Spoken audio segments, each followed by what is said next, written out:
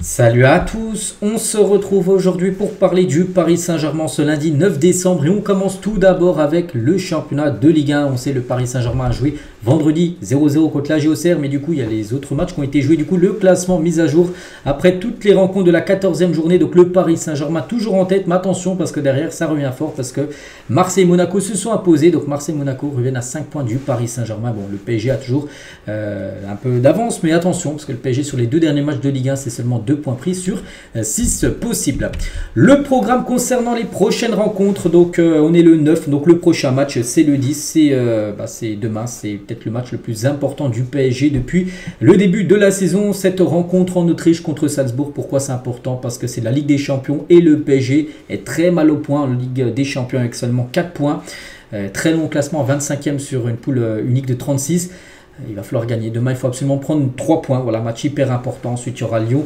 Là, dans 6 jours, dans 6 jours. Après, il y aura Monaco. Et il y aura bien sûr l'équipe de Lens le 22 décembre prochain. Ça sera le dernier match de l'année 2024. Pour parler du match contre Salzbourg, on va commencer à en parler un peu aujourd'hui, on en parlera aussi beaucoup demain.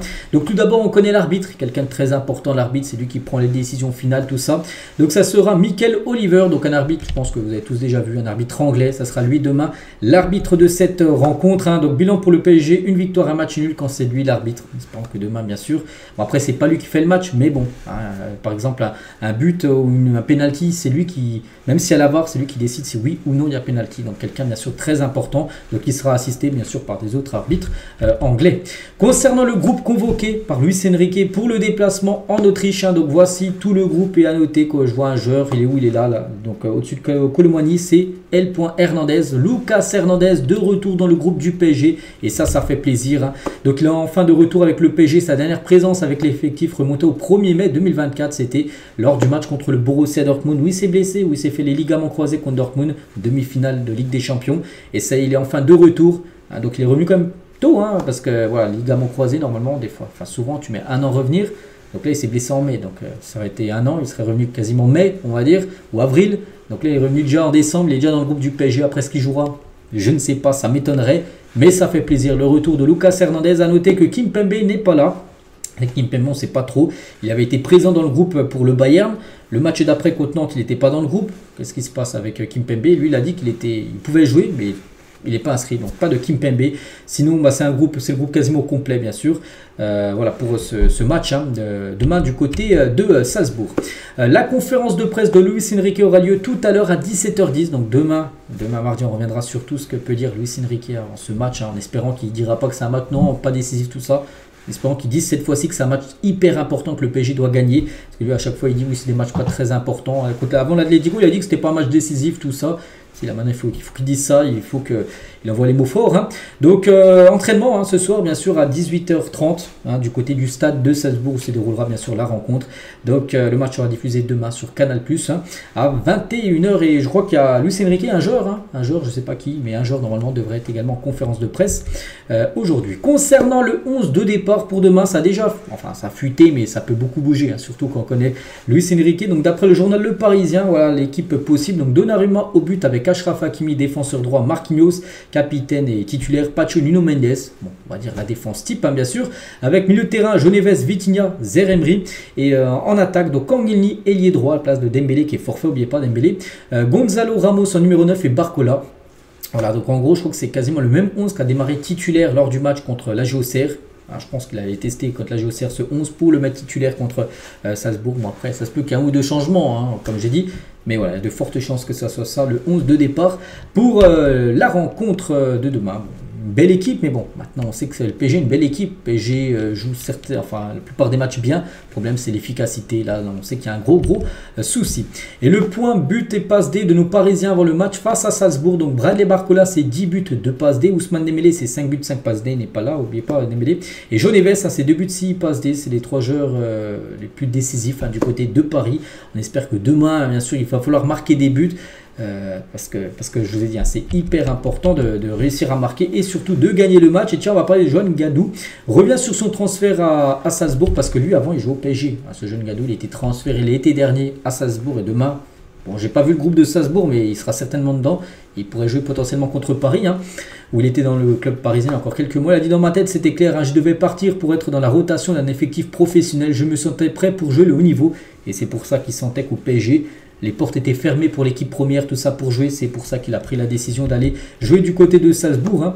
Et pour le projet de développement, il faut voir sur le long terme, la décision a été prise dès que j'ai vu que c'était bouché à Paris. Comme j'ai dit, hein, l'idée était aussi de partir en laissant une indemnité au PSG, parce que le PSG a récupéré une somme de 10 millions d'euros quand même en vendant un genre de 17 ans, c'est pas mal.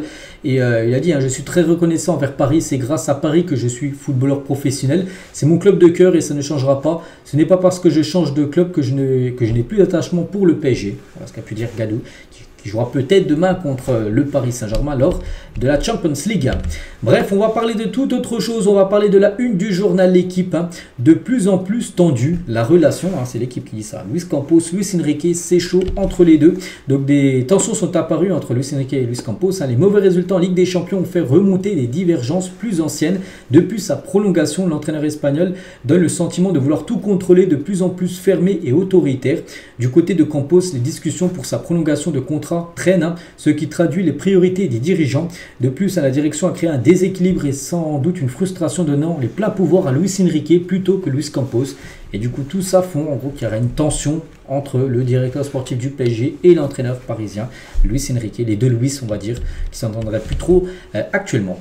Bref, on va parler aussi de l'équipe U19. Ils jouaient, les jeunes, hein, ils jouaient contre Dunkerque, se sont imposés 2-0 hein, ce week-end. Donc félicitations, bien sûr. Aux jeunes parisiens. On va parler de Kylian Mbappé. Oui, il ne joue plus au PSG, mais Kylian Mbappé hier est en interview sur Click TV, sur Canal+. Et on va revenir sur quelques déclarations qu'il a faites sur le Paris Saint-Germain. Donc tout d'abord, Kylian assure qu'il aurait pu prolonger au PSG pour son frère Ethan. Lui, son Real Madrid, c'était le PSG. Je lui ai dit, si tu veux rester, je prolonge et on reste un peu. J'aurais abandonné mon rêve de Real Madrid pour lui. Ethan, c'est mon frère, ça ne se touche pas, voilà. Il a pu dire en gros si Ethan, parce que lui, Ethan, son rêve c'était de jouer au PSG. On sait qu'Ethan a quitté le club, il est parti à Lille. Mais si Ethan lui aurait dit non, vraiment, je veux encore rester au Real Madrid, au PSG, et bah Kylian ne serait pas le Real. C'est ce qu'il a dit hier lors de l'interview. Hein. Mbappé sur les fakes des médias, donc pas de l'apaisement car les relations avec l'émir ont toujours été au top. Hein. L'émir, bien sûr, le propriétaire du PSG. À Paris, c'est autre chose. Montre qu'on doit t'aimer. À Madrid, hein, viens avec nous, tu fais partie de la famille. Hein. Toujours avec Mbappé sur les fake news des médias, une info sort comme quoi l'émir du Qatar va faire une offre irréfusable pour rester au PSG. Il m'a dit, tu vois, il pense que je vais te faire une offre, mais tu as décidé de partir et je respecte ta décision, ça m'a touché. Hein, donc voilà, l'émir, le propriétaire du PSG, a compris en gros le départ de Kylian. Hein. Mbappé espère que le PSG gagne la Ligue des Champions. Il a dit dans le futur, j'espère qu'ils gagneront parce que les gens ont beaucoup souffert, mais pas maintenant parce que je dois la gagner. Mon histoire à Paris, je l'ai écrite, j'ai battu des records, j'ai gagné des titres. Hein. Il a également dit, hein, donc il s'intéresse toujours au PSG. Hein. J'ai toujours gardé le contact avec le PSG. Je sais très bien dans quel état d'esprit sont les joueurs, comment c'est difficile parce que tout le monde va chercher la petite bête avec cette obsession de la Champions League, même si du côté de Paris, souvent ça a été dit, Luis Enrique, même Nasser a dit c'est pas la priorité tout ça. Lui, il a joué au PSG bien sûr. Kylian, il sait que ça reste quand même le gros obsession, le gros objectif à remporter la Ligue des Champions pour l'instant que Paris galère à remporter. Hein. Mbappé regarde aussi les matchs du Paris Saint-Germain. Je connais par cœur le club. Hein. Il faut parler du PSG parce que c'est le club qui fait vendre. Hein. C'est le PSG qui donne à manger à tout le monde. J'ai toujours gardé cette attache avec le PSG. C'est une relation qui ne se coupe pas comme ça. Donc voilà, par exemple, peut-être le match. Vu que lui, il a joué avec le Real, c'était samedi soir. Donc le PSG a joué vendredi. Il a certainement regardé le match à GOCR PSG chez lui, hein, Kylian. Hein. Il fait aussi son mea culpa. Donc j'avais des conflits avec des gens. Je défendais mes droits de joueur, mais ça ne représentait pas le club. Je n'ai jamais tout mélangé avec les joueurs, les gens au campus, les gens du staff. Voilà. Toujours avec Kylian, il tacle les médias également. Donc le PSG, le club a énormément compté pour moi. J'ai fait 7 années, c'est un endroit super intense dans le bien et le pas bien. J'ai passé 7 années extraordinaires. Peut-être que l'erreur que j'ai faite, c'est que j'ai tout confondu. Voilà. Voilà. Quelques déclarations de Kylian Mbappé. On finit et on revient sur le Paris Saint-Germain. Et voilà, tu as une question, un sondage. En gros, si vous deviez choisir un seul et unique attaquant parmi ces 4 propositions, lequel choisissez-vous pour le mercato d'été l'été prochain? Donc, soit l'attaquant Gyökeres, l'attaquant du Sporting, Alexander Isak, l'attaquant de Newcastle, Jiménez, très bon joueur de Feyenoord, également attaquant, Jonathan David, attaquant lillois. Donc, pensez votre choix en tête. Hein.